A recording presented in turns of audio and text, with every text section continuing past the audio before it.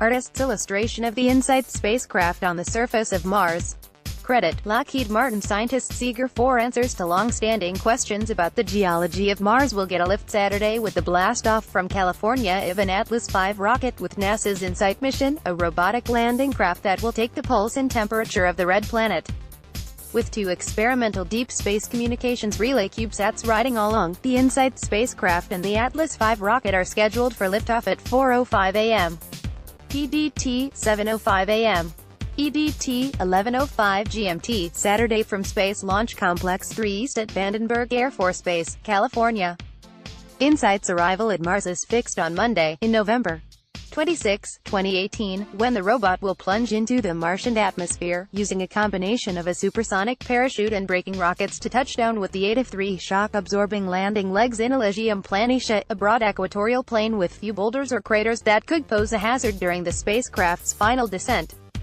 Once on the Martian surface, InSight will unfurl solar arrays and place 2 instruments on the ground using a robotic arm to listen for tremors and measure the heat flow coming from the planet's superheated interior.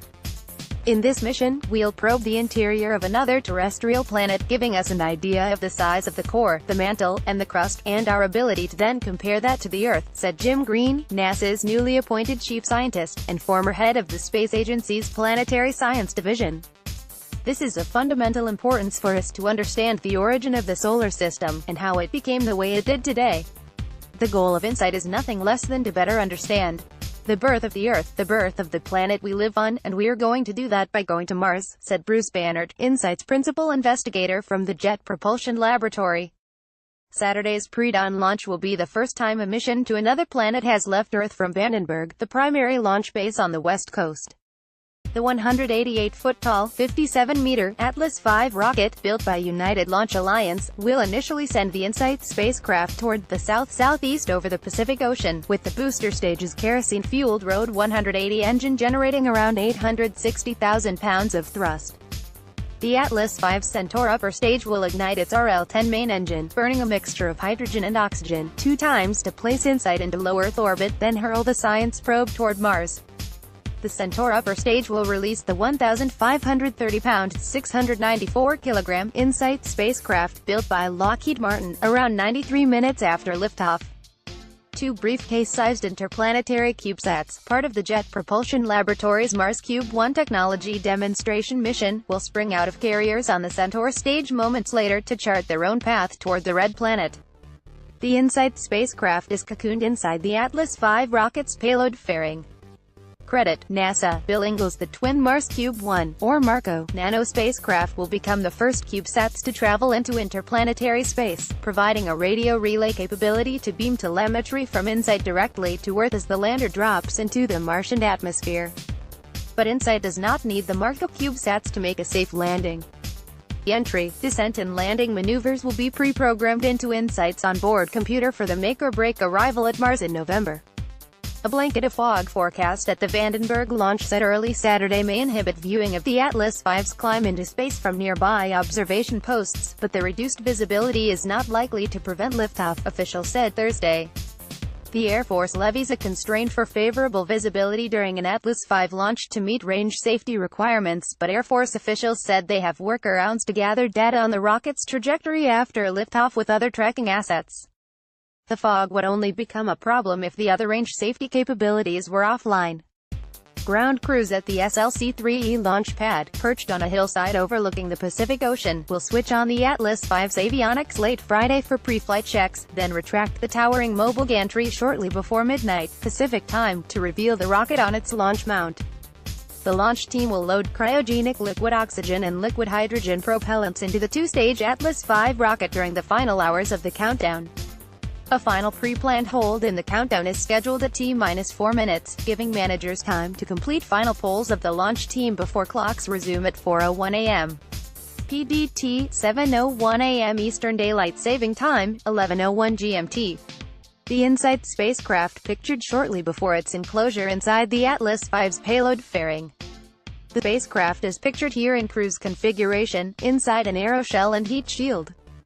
Credit: USAF 30th Space Wing. InSight has launch opportunities available every 5 minutes during Saturday's 2-hour launch window.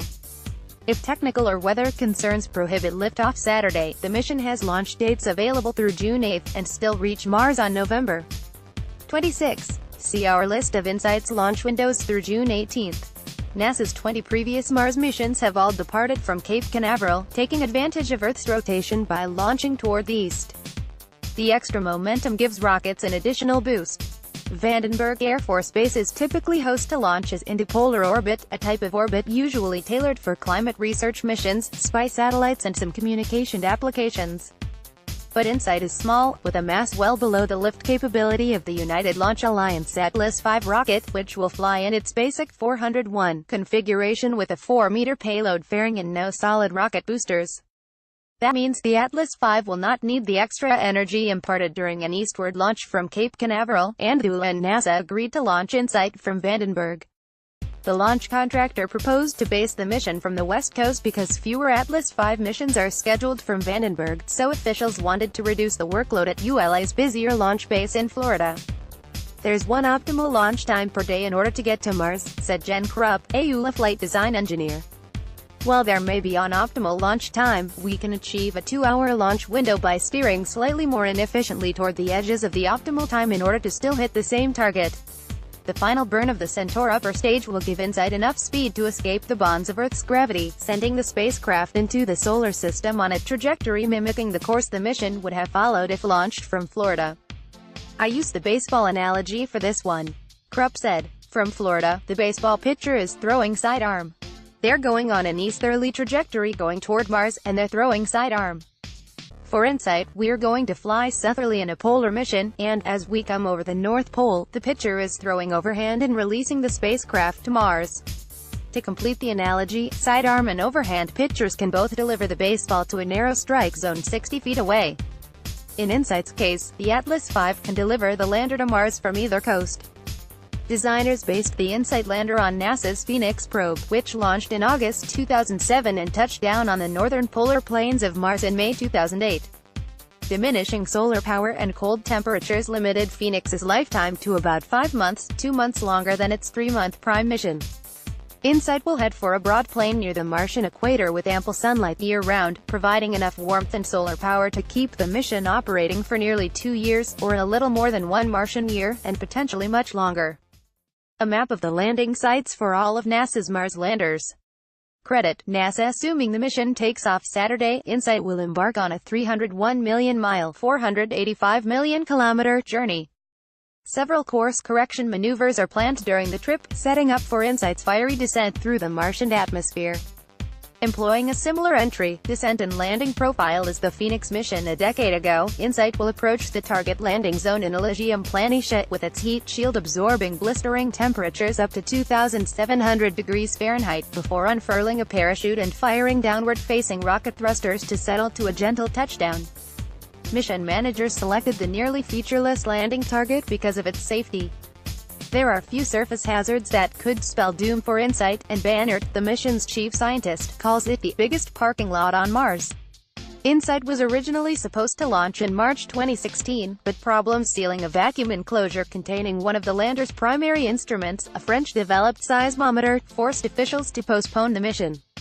Mars launch opportunities come once every 26 months, when the planets are in the proper positions in the solar system, so the next chance to send InSight to the Red Planet opened Saturday.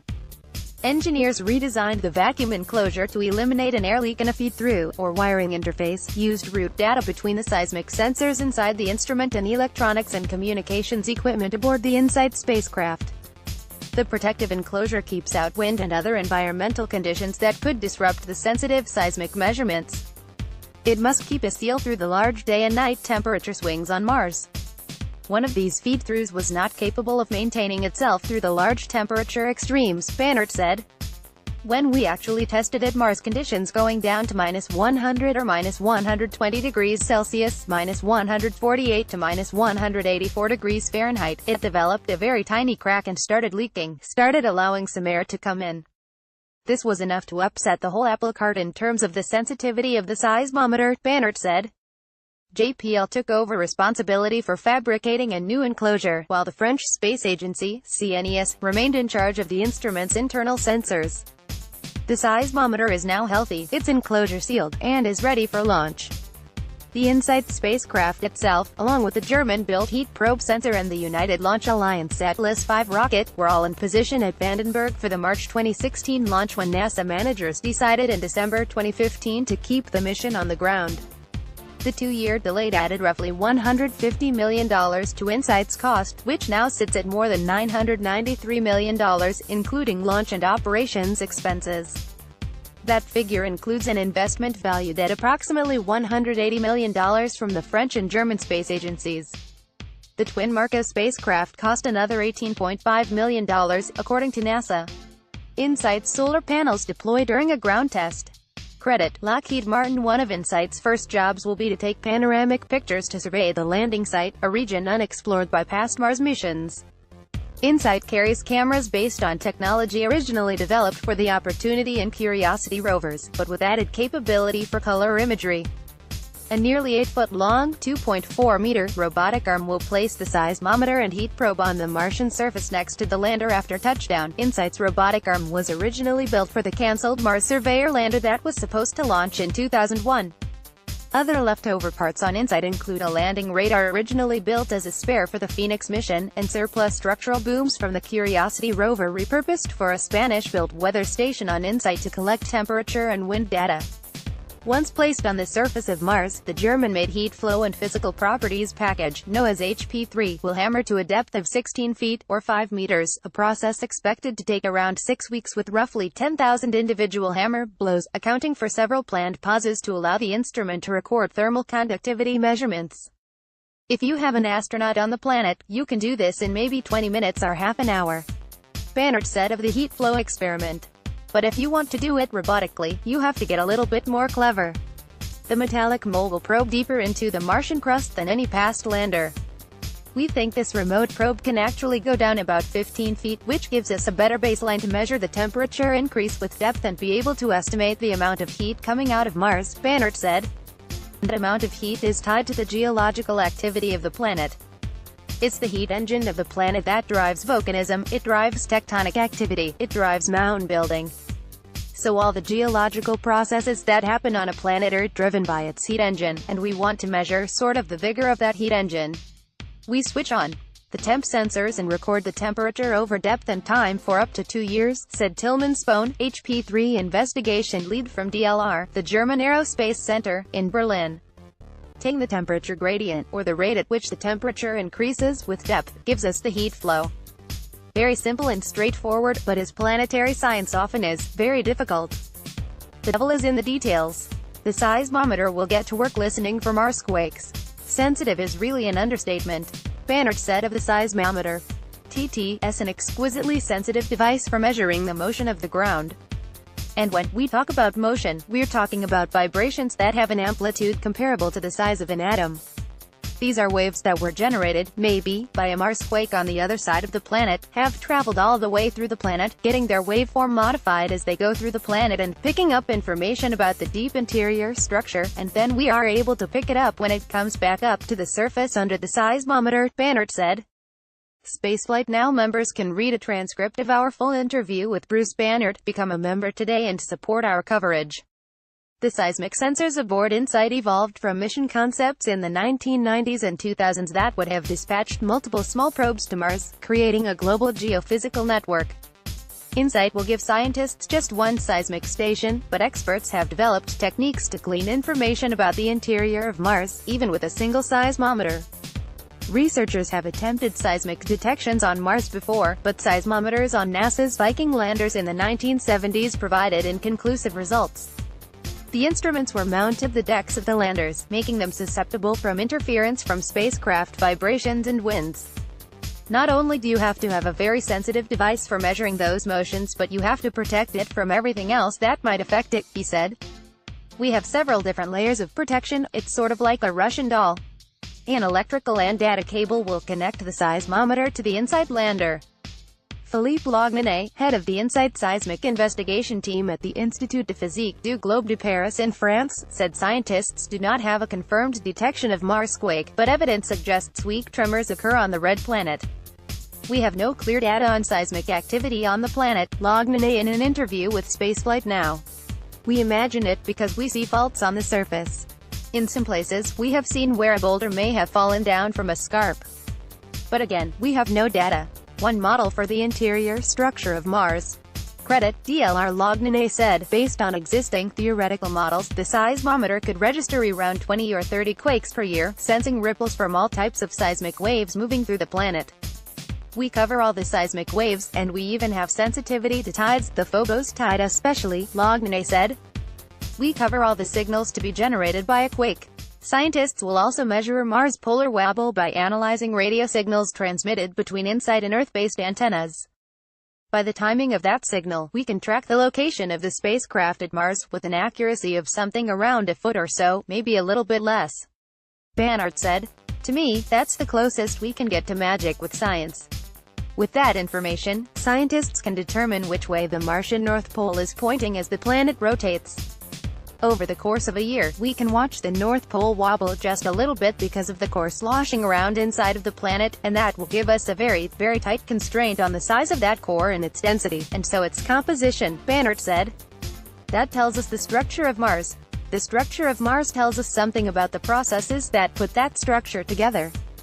We can put this into our models, extrapolate it to Earth, and understand how the Earth formed 4.5 billion years ago. Much of the ancient geologic record on Earth has eroded away, but Mars may still hold clues about how it was born, accreted rock and dust, and formed a hot, high-pressure mantle and core as heavier elements sunk deep beneath its surface. How we get from a ball of featureless rock into a planet that may or may not support life is a key question in planetary science, Bannard said. And these processes that do this all happen in the first tens of millions of years. Discoveries made by InSight at Mars could inform scientists how the Earth formed and evolved. Mars is a smaller planet, Bannard said. It's less active than the Earth, so it has retained the fingerprints of those early processes in its basic structure, the thickness of the crust, the composition of the mantle, the size and composition of its core, he said. By mapping out these boundaries, these various different sections of the inside of the planet, we can then understand better how the planet formed, and how our planet got to be the way it is. Saturday's launch is just the first step in InSight's voyage to Mars. Launching a probe to another planet is not routine, but most scientists will have more butterflies when InSight approaches its destination late this year. Asked whether he will be more nervous during InSight's launch or landing, Bannard replied, EDL, entry, descent and landing, without a doubt, launching a spacecraft, it's not that it's trivial because they're super careful, and they've got all these different bases covered, but they really know what they're doing. It's a lot more deterministic. The Atlas has an amazing success record of getting things into the correct orbit, the trajectory that it's planned for. I'm reasonably confident. EDL is a whole different ballgame. It's such an incredible engineering challenge to land this tiny little spacecraft on another planet, which we know pretty well, but is still a pretty mysterious planet.